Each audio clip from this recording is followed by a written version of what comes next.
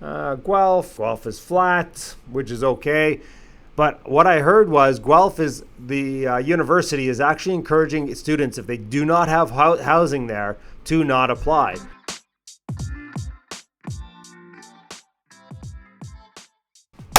Hey everyone, welcome back to Mark Loeffler Experience. Today, we're going to go through the national housing and see how screwed up they are this time because, well, we know that. We just know. So if anybody does have a contact with CREA, I would love to just look at their data and kind of see what the heck is going on. But anyways, we digress. If you're around Oakville tomorrow, I am going to be speaking at Danielle Chason's event and Corey McKinnon's event. I will pop a link down below. And then Monday, we do have our meetup at My Father Was Famous, and we'll put the link down below for that one too. Highlights. National home sales declined 4.1% month over month. Oh, there's less sales in August than there were in July. Pretty typical. I think there's going to be more sales in September than there were in August, but that's just a guess. Based on it's September 20th right now, and it's looking like that, at least on our team. Number of newly listed properties went up 0.8%. So monthly activity was higher than in August of 2022 by 5.3%. So, last August was pretty crappy. This August was a little less crappy. MLS home price index climbed month over month 0.4%. So its prices were nationally higher. So I'm just going to say that there's probably a couple of, there's a couple of markets really pulling that up, and it's not Ontario.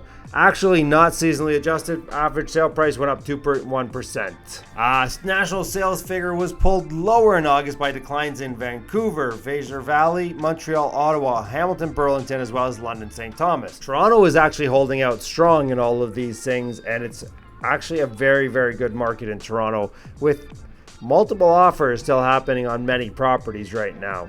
But yes, sales are slowing, new listings are growing. We are returning to a more balanced market nationally. And in some markets, we're getting into a seller's market, like Niagara Falls, like the Niagara area.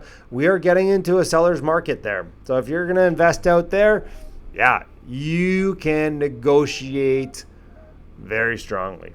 3.4 months of inventory on a national basis. So price growth has remained solid in Quebec and the East Coast, followed by British Columbia and the Prairies, and Ontario is a mixed bag, which is what we were just talking about. Some are up, some are down. Hamilton's actually holding pretty level. Toronto's seeing slight price increases. And we can go to the video that we did a couple weeks ago where we showed that, hey, it's a market by market basis. Some are really doing well and some are not. All right, everybody's favorite. Let's go to the national housing price map.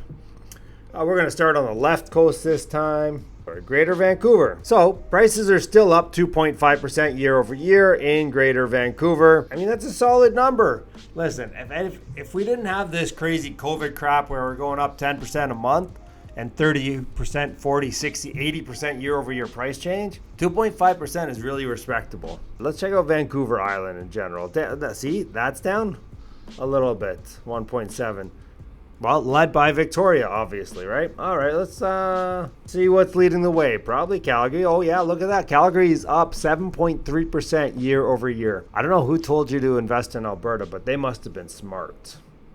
Yeah, I think so. Look at this. Edmonton's actually down 3.8%, which, to be honest with you, I'm in that market, and I know the multifamily market is not down right now. With rents are up 15 to 20% year over year. Calgary is even better. Calgary is more. Their rent is gone up higher. Anyways, these are all interesting things, and Regina says it's down 3.1%. I bet you they're pretty much even as well. It's just, maybe you didn't give a high-price home sell. Saskatoon's 1.2, but on the average, they're pretty much flat over the year, kind of down 1%. And Manitoba, hey, so funny thing, I was doing an ultra marathon out in Golden, BC this past weekend, and I met the mayor of Brandon, Manitoba. So if you are watching, let's check out so there was a realtor on the chairlift with us as we're going up to the starting point for one of these runs. They told me I should be investing there. Maybe I should be. It's up 10% year over year. They told me, hey, come over, build some apartment buildings, We'll work with you. I'm like, okay, so maybe I'll have to take a trip to Brandon, Manitoba. And then we got Winnipeg. Winterpeg isn't very much changed. I wonder if it's snowing out there yet. But as you can see, Manitoba in general has been pretty strong. I mean, it is lower priced, right? Like, it's pretty affordable to live there. And, they were telling me like lots of jobs. So look at that. Ontario up slightly. So, and again, it's the tale of many markets there, right? Like, let's check out the Bancroft area. That was one of the hottest markets in the pandemic. And now it's down 10%. People just don't want to move there. Bancroft is far. Barrie. Okay, relatively flat. Brantford, I think they're going to be down. Yep, down 6%.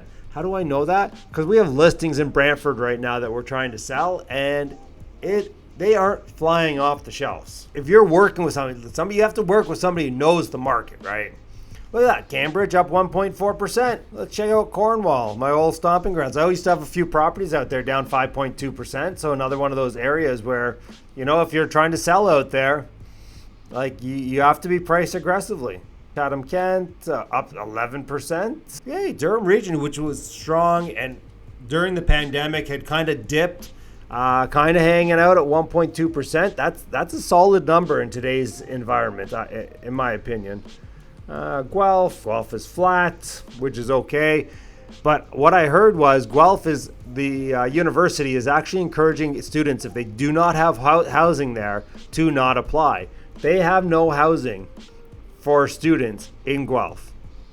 That leads to, price booms, because again, if there's not, people can go rent their house for a lot of money, they might not sell it. People want to move there, there's less inventory. That's what happens. Hamilton, Burlington up 0.7%, still hanging in there. Oh, the Kawartha Lake, let's see. Yeah, down 3.3, still going on the negative. It's not as bad as I think it has been, so that must have the summertime probably helped that out there. Kingston, flat, year over year. And to be honest with you, like that, anywhere that's flat and that you think are going to be flat in general, those are good flipping markets. You buy, you sell. I know anybody who I know that's flipping is back into it strong right now. 2.5% in Mississauga, that's a good number. London, 1%. These are strong numbers. I wasn't expecting this. Okay. So we talked about the Niagara region. Let's see pricing in Niagara region. Okay, down 3.6% year over year. It's not bad. I was expecting worse. I'm not going to lie. Check out the Oakville. Okay, Oakville's up 5%. And I can tell you, though, that, it's just holding right now, that price. It's not going up. It's not really going down.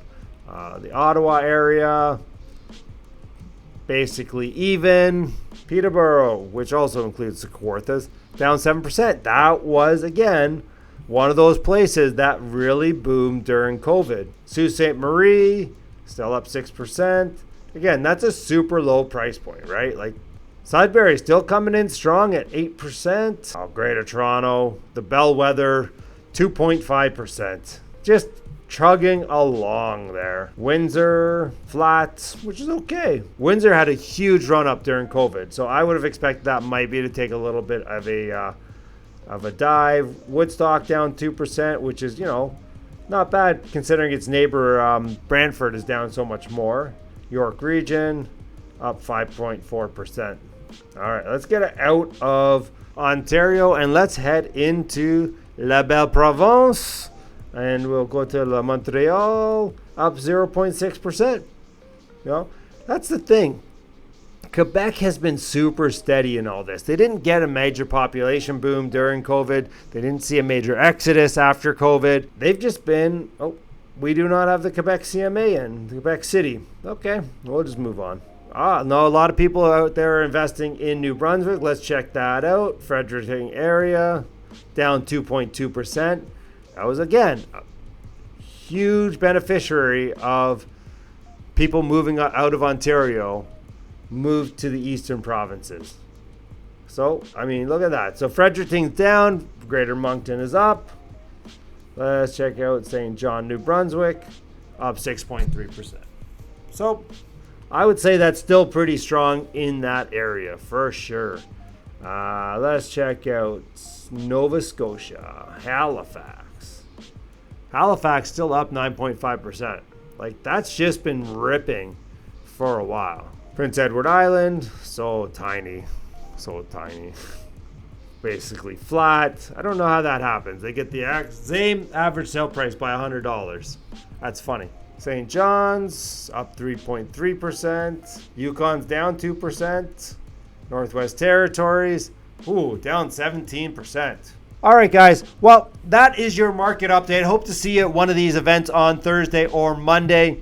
If you're not going to be there, comment down below about why you're not going to come. Smash that like button for the YouTube algorithm.